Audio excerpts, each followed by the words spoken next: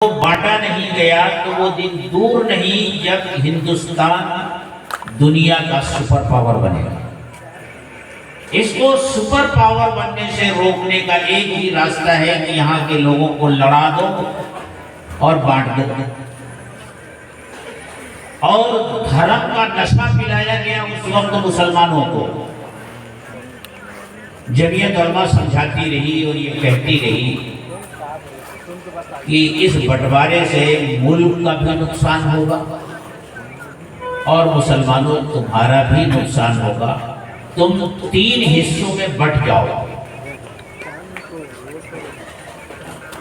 مغربی پاکستان، مشرقی پاکستان جو بنگلہ دیش بنا اور درمیان میں رہ جانے والے، اور اس وقت جمعیت علماء کے لوگوں نے یہ سمجھایا، حضرت مولانا حسین احمد مدنی یہ سمجھا رہے تھے کہ دیکھو یہ جو دو پاکستان بنیں گے، کہا تھا کہ 24 سال سے زیادہ یہ دونوں ایک ساتھ نہیں رہ سکیں گے، اور اس کی وجہ یہ ہے کہ ان دونوں کا آپس میں کوئی رابطہ نہیں، بیچ میں اتنا بڑا ملک، ایک اس کنارے ایک اس کنارے، کہا 24 سال سے زیادہ نہیں رہ سکتے۔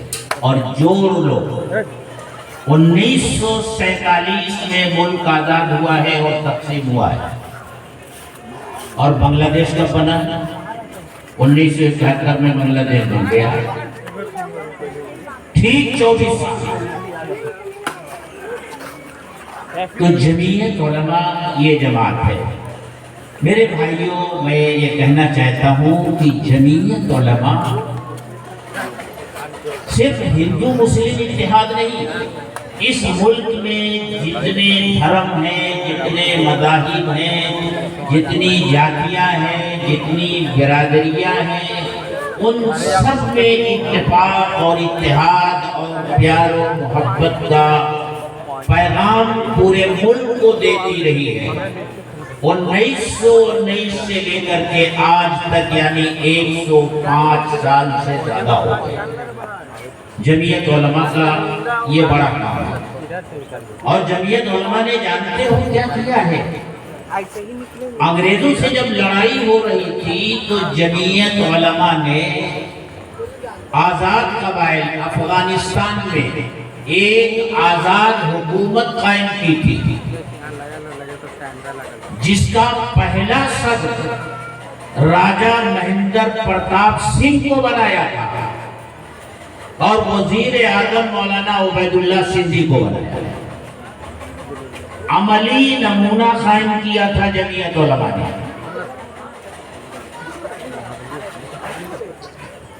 تو یہ ملک میرے بھائیوں، میرے بزرگوں، میرے دوستوں اور میرے بچوں، جو تم ملک کا مستقبل ہو، میں تم سے کہنا چاہتا ہوں کہ ملک کو آگے تمہیں ہی سنبھالنا ہے۔ یہ پیار و محبت سے ہی سنبھلا ہے، اور پیار و محبت سے ہی سنبھلے گا۔ نفرت نے ہی اس ملک کو بانٹا تھا۔ خدا نہ کرے وہ دن آئے،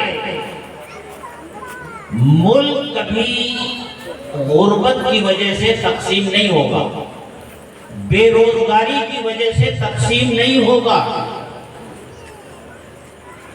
ملک اگر بٹا کبھی، اللہ کرے ایسی نوبت نہ آئے، تو نفرت کی بنیاد پر ہی ہوگی۔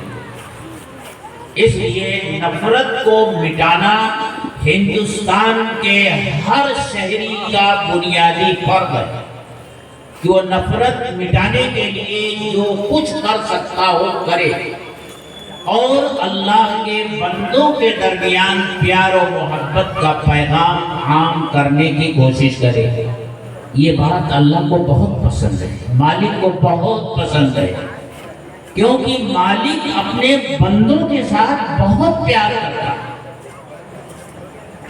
اتنا پیار کرتا ہے کہ بندوں کے ساتھ پیار تو کرتا ہی ہے، اللہ کے ان بندوں کے ساتھ جب کوئی دوسرا بندہ پیار و محبت کرتا ہے تو اللہ اس سے بھی پیار کرنے لگتا ہے۔ یہ ہوتا ہے نا کہ جیسے ہمارا ایک چھوٹا سا خاندان ہوتا ہے، اس میں بھائی بہن بیٹے بیٹیاں ہوتے ہیں۔ اگر ہمیں یہ پتہ چلتا ہے کہ ہمارے اس کنبے اور اس خاندان کے کسی فرد کے ساتھ فلاں آدمی بہت اچھے سے پیش آتا ہے، محبت کرتا ہے، تو اس کی محبت ہمارے دل میں پیدا ہو جاتی ہے۔ ہم یہ جانتے ہیں کہ اللہ جو ہے یہ نرنکار ہے، ہماری طرح اس کا جسم نہیں ہے، ہماری طرح اس کے ہاتھ پیر نہیں ہے، ہماری طرح اس کا کنبہ اور خاندان نہیں ہے، اس کی بیٹی اس کی بیٹیاں اولاد ماں باپ نہیں ہے، وہ احد ہے، صمد ہے، لم یلد ہے ولم یولد ہے، وہ نہ کسی سے پیدا ہوا ہے اور نہ کوئی اس سے پیدا ہوا ہے، نہ وہ کسی کا باپ ہے اور نہ کوئی اس کا بیٹا ہے، یہ ہم جانتے ہیں۔ لیکن پھر بھی ہم کو سمجھانے کے لیے کہ اللہ اپنے بندوں سے ایسی محبت کرتا ہے، حضرت محمد صلی اللہ علیہ وسلم نے ارشاد فرمایا الخلق عیال اللہ، یہ مخلوق جو ہے یہ اللہ کا کنبہ ہے، اللہ کا خاندان ہے۔ فَأَحَبُّ الْخَلْقِ إِلَى اللَّهِ مَنْ أَحْسَنَ إِلَى عِيَالِهِ، تو اللہ کے نزدیک اس کی تمام مخلوقات میں سب سے پسندیدہ وہ شخص ہے جو اللہ کی دوسری مخلوقات کے ساتھ محبت کرتا ہے۔ ایک حدیث میں فرمایا آقا نے کہ قیامت کے دن اللہ تعالیٰ اپنے بندے سے پوچھے گا کہ میں بھوکا تھا، تو نے مجھے کھانا نہیں کھلایا، میں پیاسا تھا، تو نے مجھے پانی نہیں پلایا، مجھے کپڑے کی ضرورت تھی، تو نے مجھے کپڑا نہیں پہنایا، میں بیمار تھا، تو میری عیادت کے لیے نہیں آیا۔ تو بندہ عرض کرے گا کہ اے اللہ، سارے خزانے تو آپ کے پاس، تمام خزانوں کے مالک تو آپ کو بلا بھوک اور پیاس یہ کیسے لگ سکتی ہے؟ تو فرمائیں گے میرا فلاں بندہ بیمار تھا، اگر تو اس کی مزاج پرسی کے لیے آتا تو مجھے وہی پتا۔ میرا فلاں بندہ، اس میں یہ نہیں فرمایا رسول اللہ نے کہ اللہ نے یہ کہا ہو کہ مسلمان بندہ، میرا بندہ، سب اللہ کے بندے ہیں، میرا بندہ بیمار تھا تو اس کی عیادت کے لیے نہیں آیا، اگر آتا تو مجھ کو وہی پاتا۔ میرا فلاں بندہ، اس کو کپڑے کی ضرورت تھی، تو نے اسے کپڑا نہیں دیا، اگر اسے دیتا تو گویا مجھے دیتا، اسے کھانا کھلاتا، بھوکا تھا تو گویا مجھے کھانا کھلاتا۔